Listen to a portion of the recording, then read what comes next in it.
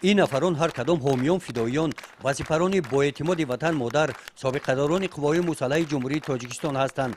امروز با شکرانه از تنجی و آرامی کشور دولت پیری به سر برده در سمت تربیت وطندوستی نورسان جوانان سهمگزار میباشند.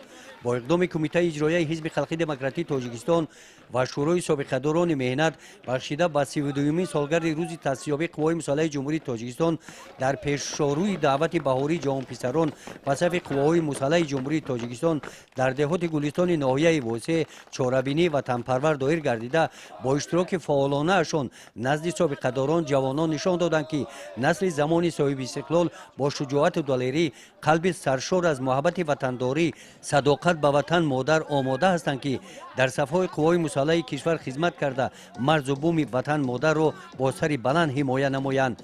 این چاره‌بینی وطن دوستانه در مؤسسه تعلیم رقم 4 دهه مهرآباد دایر کرده شده در آن نورسان و جوانان از همه دهه‌های حدود دهات اشتراک ورزیده مهارت آمادگی دفاع حربی را صدقاً با صمیمیت بلند نشان دادند.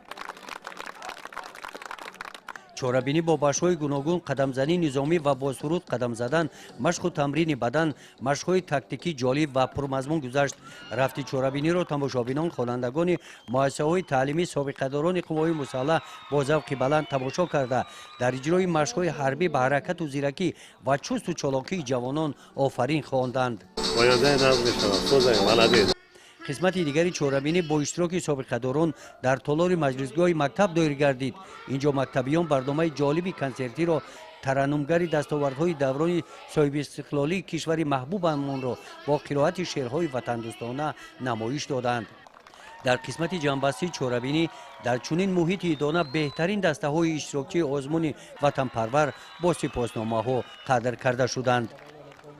گزارش خواجه نظریف خدای نظر ظهروف از ناحیه واسه برای برنامه اطلاعاتی نوید.